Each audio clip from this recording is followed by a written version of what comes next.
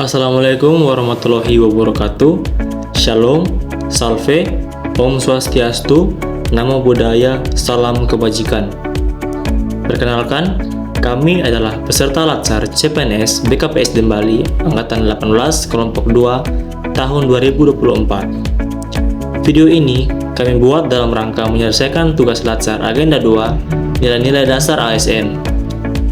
Ini adalah kelompok kami: Januar Lorenzo Batista Balor, Muammar Hasan, Muhammad Hussein, Muhammad Ardiansyah Amin,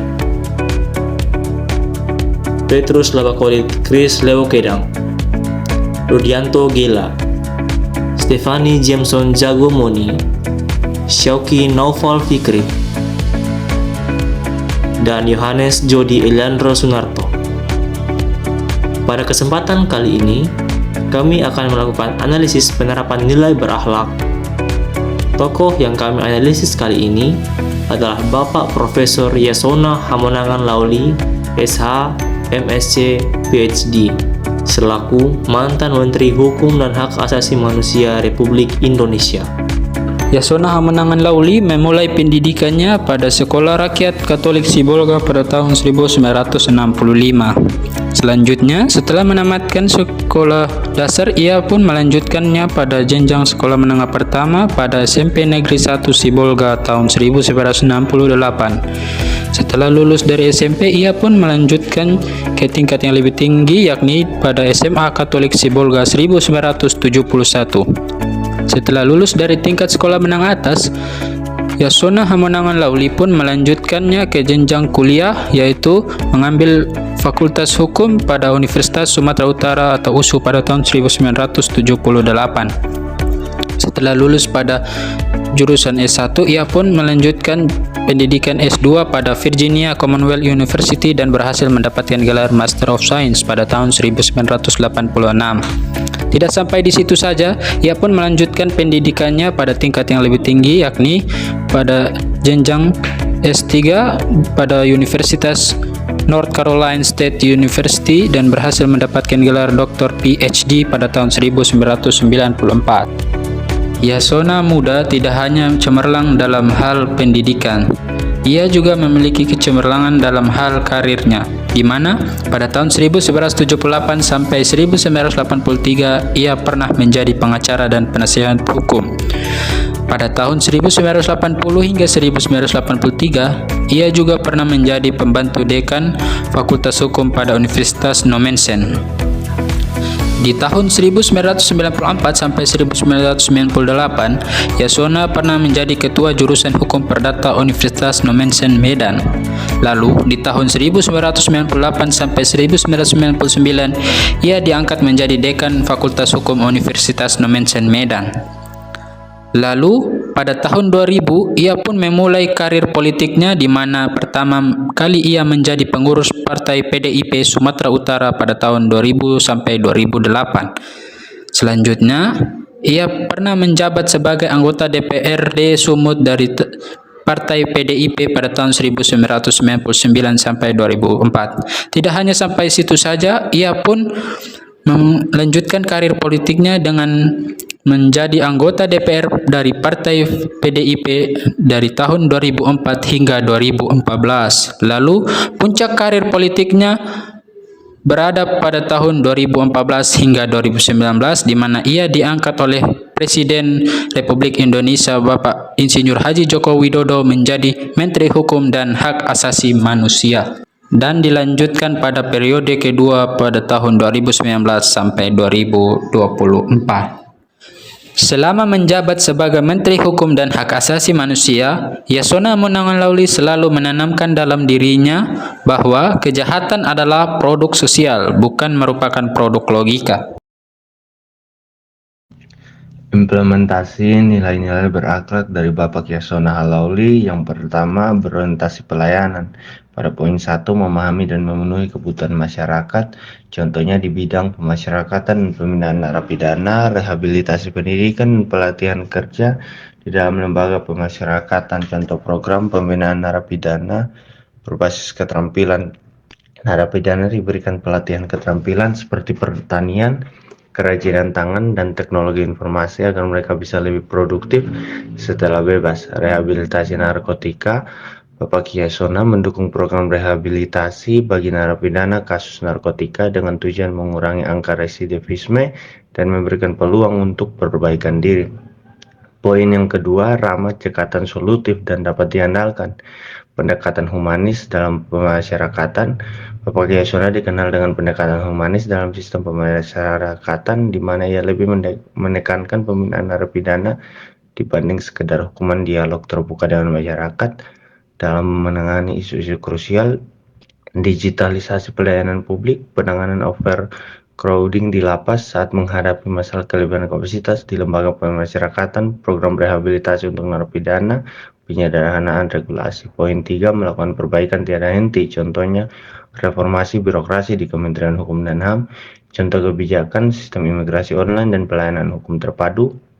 Di bidang pemasyarakatan dan pembinaan narapidana, yaitu pembinaan narapidana berbasis keterampilan dan rehabilitasi narkotika. Di bidang hak asasi manusia, pengaruh utamaan HAM dalam kebijakan publik, reformasi undang-undang, peningkatan kekayaan intelektual, yaitu digitalisasi proses pendaftaran kekayaan intelektual, pelatihan masyarakat tentang kekayaan intelektual, penanganan isu-isu krusial seperti rancangan undang-undang dan reformasi penegakan hukum. Akuntabel, yaitu Kementerian Hukum dan HAM Republik Indonesia berhasil meraih opini wajar tanpa pengecualian atau WTP dari Badan Pemeriksa Keuangan Republik Indonesia untuk ke-15 kalinya. Ini merupakan bentuk kesadaran dan komitmen jajaran Kemenkumham untuk selalu berupaya mewujudkan transparansi dan akuntabilitas pengelolaan keuangan negara.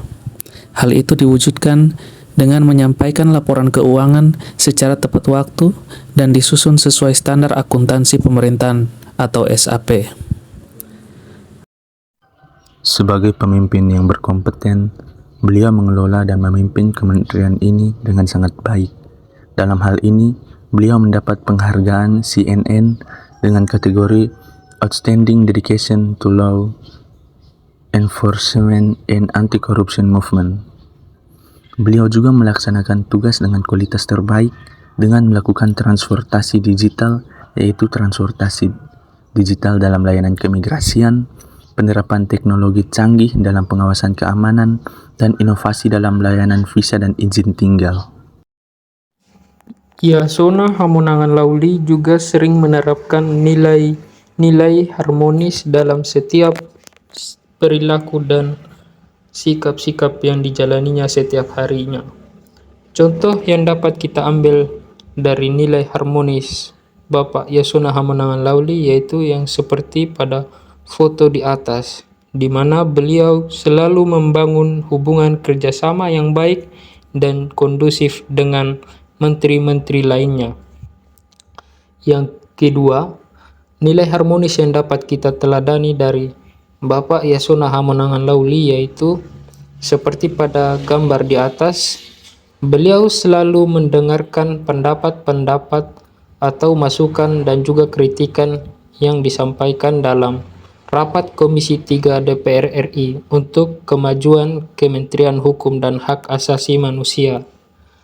Dan yang terakhir, nilai harmonis yang dapat kita teladani dari Bapak Yasona Hamonangan Lauli yaitu beliau selalu memberikan apresiasi kepada pegawai-pegawainya yang berprestasi di lingkungan Kementerian Hukum dan Hak Asasi Manusia sehingga dapat menciptakan lingkungan kerja yang harmonis dan rasa kekeluargaan yang erat. Loyalitas Pak Yasona Lauli terlihat dari kinerja beliau selama menjabat sebagai Menteri Hukum dan Hak Asasi Manusia. Beliau senantiasa mendukung langkah pemerintah dalam meningkatkan kualitas hidup masyarakat.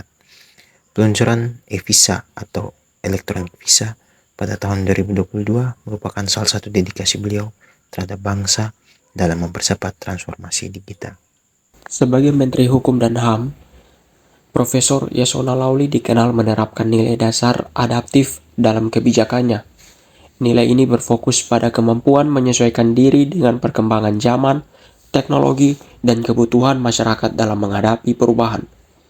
Beberapa implementasi nilai dasar adaptif oleh Yasona Lauli dapat dilihat dalam beberapa kebijakan penting berikut. Yang pertama, digitalisasi pelayanan publik. Yasona Lawli berupaya mendorong digitalisasi di berbagai layanan Kementerian Hukum dan HAM, termasuk imigrasi, pendaftaran merek dagang, paten, dan hak kekayaan intelektual atau HKI. Hal ini dilakukan untuk meningkatkan efisiensi dan transparansi pelayanan publik sesuai dengan tuntutan zaman di era digital.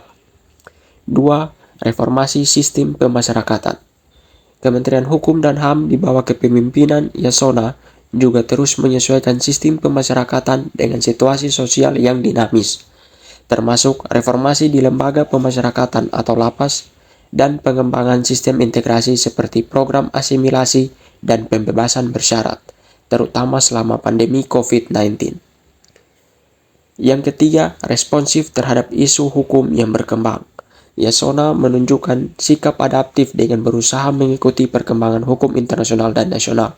Misalnya, Kemenkumham aktif dalam pembaruan regulasi terkait tindak pidana cyber, kekayaan intelektual, serta kerjasama internasional di bidang hukum dan HAM. Dengan pendekatan ini, Yasona Lawli memastikan bahwa Kementerian Hukum dan HAM tetap relevan, modern, dan responsif dalam memberikan pelayanan hukum kepada masyarakat. Sifat berakhlak yang terakhir yaitu kolaboratif.